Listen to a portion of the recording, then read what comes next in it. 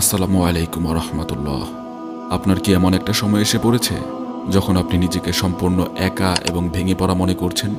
মনে হচ্ছে আমার এই কঠিন পরীক্ষাগুলো হয়তো আর কখনো শেষ হবে না। বারবার মনে এই প্রশ্ন আসছে যে সব সময় কেন আমার সাথে এরকমটা হচ্ছে, আল্লাহ কেন আমাকেই এমন কষ্ট দিচ্ছেন। কিন্তু আপনি কি জানেন এসবের পেছনে কত বড় কারণ লুকিয়ে থাকতে পারে? আপনার জীবনে এমন কঠিন পরীক্ষা আসছে আর আপনি ভাবছেন আল্লাহ কেন আমার এত পরীক্ষা নিচ্ছেন। তাহলে জেনে রাখুন, আল্লাহ কখনোই কাউকে ভাঙার জন্য পরীক্ষায় ফেলেন না এবং কখনোই কাউকে তার সাধ্যের বাইরে কোনো কিছু চাপিয়েও দেন না। বরং কঠিন এই পরিস্থিতিতে ফেলার মাধ্যমে আল্লাহ আমাদেরকে আরো ধৈর্যশীল এবং আরো অনেক শক্তিশালী ও মজবুত করে তোলে, যাতে আমরা জীবনে আরো বেশি উন্নতি করতে পারি এবং জীবনকে আরো বেশি গতিশীল করতে পারি। আপনি আপনার আশেপাশে ভালো করে খেয়াল করলে দেখবেন এমন কিছু মানুষ আছে যারা কোনো কঠিন পরিস্থিতিতেই ভেঙে পড়ে না, বরং এই কঠিন পরিস্থিতিকে মোকাবিলা করে এবং অবশেষে জিতেও যায়। আর সেই ভাগ্যবান ব্যক্তিদের মাঝে আপনিও হতে পারেন একজন। প্রিয় ভাই ও বোনেরা, আজ আমি আপনাদের সাথে এমন 5টা বিষয় নিয়ে কথা বলবো যা হয়তো আপনার জীবনে এসেছে এবং এগুলোকে নিয়েই আপনি সারাক্ষণ ভাবছেন। এই 5টি বিষয় শোনার পর জীবনে যত কঠিন পরিস্থিতি আসুক না কেন, সব ফেলে আপনাকে সামনে এগিয়ে যেতে সাহায্য করবে ইনশাআল্লাহ। নাম্বার 1, যদি জীবন আপনাকে বারবার ভাঙে তাহলে মনে রাখুন নিঃসন্দেহে আপনি শক্তিশালী হয়ে উঠছেন। জীবনের প্রতিটা ভাঙন আপনাকে নতুন করে গড়তে শেখাচ্ছে আপনার অজান্তেই। সুতরাং আল্লাহর ওপর ভরসা রেখে চোখ মুখ বুজে পরিস্থিতি সহ্য করতে থাকুন। ভালো সময় খুবই সন্নিকটে ইনশাআল্লাহ। নাম্বার 2, কেউ বিশ্বাস ভাঙলে তার যন্ত্রণা যে কত কঠিন এবং গভীর এবং কষ্টদায়ক তা আমরা হয়তো অনেকেই জানি। বিশেষ করে আমরা যাদেরকে সবচেয়ে আপন ভাবি, যাদের উপর সবচেয়ে বেশি ভরসা করি, তাদের কাছ থেকে যখন বিশ্বাসঘাতকতার শিকার হই তখন আমরা ভেতর থেকে ভেঙে যাই। কিন্তু আপনি কি জানেন এমন পরীক্ষা আপনার আমার জীবনে কেন আসে? হয়তো এর মাধ্যমে আল্লাহ আপনাকে বার্তা পাঠাতে চাইছেন, হয়তো ওই বিশ্বাসঘাতক মানুষটা আপনার জন্য কল্যাণকর ছিলই না।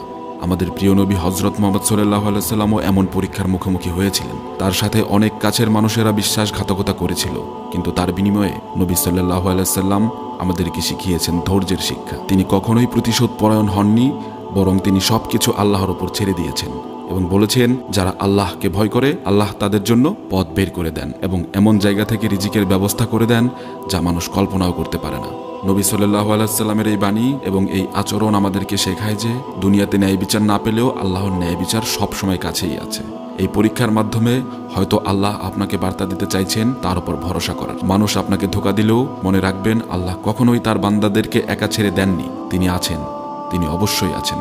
নাম্বার 3, আমাদের জীবনে এমন কিছু সময় আসে যখন আমরা নিজেদেরকে খুবই একা অনুভব করি। মনে হয় চারিপাশ পুরোপুরি অন্ধকার হয়ে গেছে, জীবনে বুঝে আসার আলোর ছিটেফোঁটাও কোথাও নেই। চারিপাশে এত এত মানুষের ভিড়েও নিজেকে সম্পূর্ণ একা মনে হয়।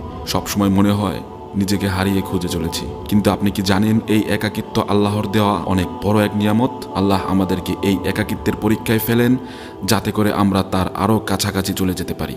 হযরত ইউসুফ আলাইহিসসালামকে অন্ধকার কূপে ফেলে দেওয়া হয়েছিল। পরবর্তীতে তিনি কারাগারে বন্দী হন, পরিবার থেকেও দূরে থাকতে হয়। কিন্তু তার এই একাকিত্বটা সবচেয়ে বড় একটা সুযোগ ছিল আল্লাহর সবচেয়ে কাছে যাওয়ার। তার এই একাকিত্বের সময়টায় তিনি একান্তে আল্লাহর সাথে কথা বলতেন, আল্লাহর ইবাদতে মশগুল থাকতেন। পবিত্র কোরআনে বলা আছে, নিশ্চয়ই আল্লাহর সাহায্য অতি নিকটে। আপনিও হয়তো একাকিত্বে ভুগছেন। যদি তাই হয় তাহলে এই একাকিত্বটাকে আল্লাহর দেওয়া একটা নিয়ামত হিসেবে ভাবুন। আল্লাহ আপনাকে তার কাছে টেনে নেওয়ার জন্যই এই নিয়ামত দিয়েছেন। কাজেই ধৈর্য ধরুন এবং পুরোপুরি আল্লাহর উপর ভরসা করুন। দেখবেন আপনারও সুসময় খুবই সন্নিকটে ইনশাআল্লাহ। নাম্বার 4, নিজেকে ছোট মনে করা বন্ধ করুন। আপনি যদি কখনো ব্যর্থ হয়ে যান তাহলে ভুলেও নিজেকে এবং নিজের ভাগ্যকে দোষারোপ করবেন না আর নিজেকে ছোট ভাববেন না, কারণ এই ব্যর্থতাও হতে পারে আল্লাহর পক্ষ থেকে আপনার জন্য একটি পরীক্ষা। আপনার প্রতিটি ব্যর্থতাই একটি নতুন সুযোগ। কাজেই যে কোনো ব্যর্থতায় আল্লাহর ওপর পরিপূর্ণ ভরসা রাখুন। নাম্বার 5, স্বপ্ন দেখুন এবং তা বাস্তবায়নের জন্য প্রয়োজনীয় সকল প্রকার কঠোর পরিশ্রম করুন, কারণ কঠোর চেষ্টা কখনোই ব্যর্থ যায় না। ভাবুন একটা স্বপ্ন ভেঙে গেছে তো কি হয়েছে, আবার নতুন করে পথ চলার চেষ্টা করুন, কারণ যা ভেঙে গেছে বা হারিয়ে গেছে তা তো অতীত।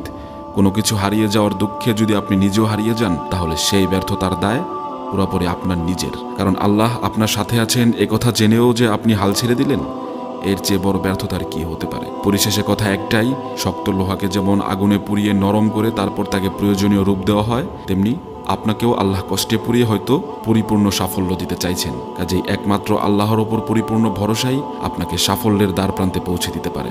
আল্লাহ আমাদেরকে সহি বুঝ দান করুন এবং সর্বদা তার সিদ্ধান্তের উপর পুরোপুরি ভরসা রাখার তৌফিক দান করুন। আমিন। এরকম ভিডিও আরও পেতে চাইলে অবশ্যই সাবস্ক্রাইব করে বেল আইকনটি প্রেস করে রাখবেন। আল্লাহ হাফেজ।